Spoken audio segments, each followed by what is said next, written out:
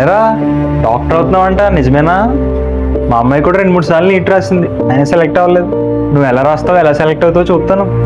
ఎరా ఎన్ని రోజుల నుంచి ఇంటికాడ ఉంటావురా? నీట్ అని ఎప్పుడు చదువుతానే ఉంటావు. ఎంత టైం వేస్ట్ చేస్తావు ఈ నీట్ కోసం? దాని బదులు వేరే కోర్స్ తీసుకుని అందులో జాయిన్ అవ్వరా? ఎందుకు టైం వేస్ట్ చేస్తున్నావు? ఏదో పని చేసుకో. ఏమ్మా ఎప్పుడు చూడు నీట్ అంటూ ఉంటున్నావు. చిన్నప్పుడు 10th ఇంటర్లోనూ క్లాస్ టాపర్వి, ఇప్పుడు చిన్న ఎగ్జామ్ క్లియర్ చేయలేకపోతున్నావు. ఈసారైనా క్లియర్ చేస్తావా? వా, సిలబస్ కంప్లీట్ అవ్వలేదు, రివిజన్ చేయలేదు, మాక్ టెస్ట్లు ఎప్పుడు రాయాలి? అసలు మాక్ టెస్ట్లో మంచి మార్క్స్ కూడా రావట్లేదు. ఇంకా నీట్కి 50 days మాత్రమే ఉంది. ఒకవేళ నేను నీట్లో సెలెక్ట్ అవ్వకపోతే, ఎంబీబీఎస్ సీట్ రాకపోతే ఇద్దరు ఏమంటారు?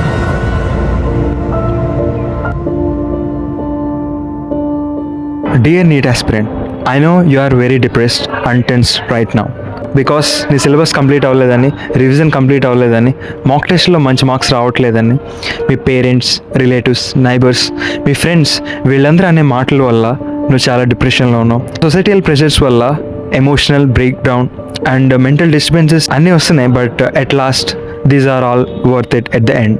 ఒకసారి ఇలా ఆలోచించండి, మీ ఇంట్లో ఆర్ మీ రిలేటివ్స్ అందరిలో మీరే కాబోయే మొదటి డాక్టర్ అవ్వచ్చు. డాక్టర్ ప్రొఫెషన్ ఈ వరల్డ్లోనే one of the noble profession.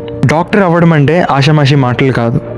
You know, ఒక పేషెంట్ని మనం ట్రీట్ చేస్తున్నామంటే ఆ పేషెంట్ యొక్క లైఫ్ మన చేతులపైన ఆధారపడి ఉంది. ఆ పేషెంట్ ఏ యొక్క క్రిటికల్ సిచ్యువేషన్స్లో ఉన్నాడో అది ఒక డాక్టర్కి మాత్రమే తెలుసు. ఒక డాక్టర్ మాత్రమే తనని క్యూర్ చేయగలడు. పేషెంట్ తాలూకున్న రిలేటివ్స్ ఆ టైంలో ఒకటే, వాళ్ళ దృష్టిలో ఒకటే ఉంటుంది. ఫస్ట్ గాడ్కి మొక్కుతారు, ఆ తర్వాత మొక్కేది డాక్టర్కి. అందుకే డాక్టర్ని సెకండ్ గాడ్ అని అంటారు. ఇవన్నీ చెప్తుంటే మీరు వింటుంటే గూస్ బంప్స్ వస్తున్నాయి కదా? వస్తాయి.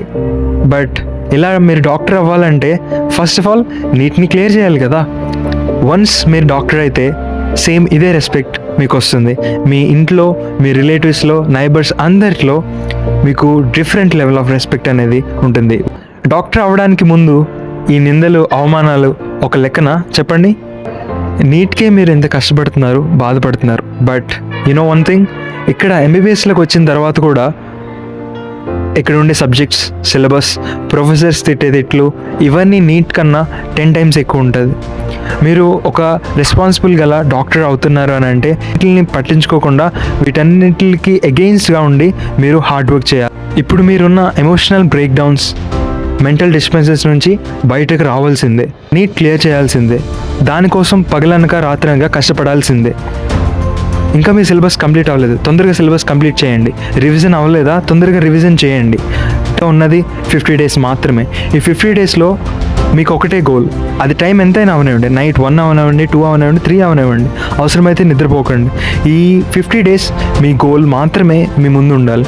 దానికోసం మీరు ఎలా అయినా కష్టపడి నీట్ని అయితే క్లియర్ చేసి ఎంబీబీఎస్ సీట్ అయితే తెచ్చుకోండి. ఈ కష్టం యొక్క విలువ మీరు ఒక్కసారి నీట్ క్లియర్ చేసిన తర్వాత, ఎంబీబీఎస్లోకి వచ్చిన తర్వాత మీరు పడ్డ కష్టం యొక్క విలువ మీకు తెలుస్తుంది.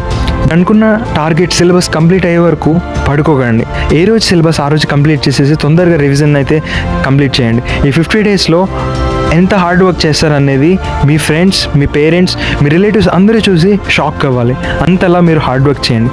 ఆ తర్వాత మీ రిజల్ట్సే వాళ్ళందరినీ షాక్ అయ్యేలా చేస్తారు. మీరు పడిన అండ్ పడబోతున్న కష్టానికి ఒకరోజు ఖచ్చితంగా ఫలితం అయితే ఉంటుంది. All the best dear neat aspirants. ఇవన్నీ చెప్తున్నా నేనెవరిని, ఇట్లు మీ Vijay, second year MBBS student from Hyderabad, signing off. I will see you there in the another video. Until then, take care of yourself, keep working hard for NEET exam. Once again, all the best and thank you. Bye bye.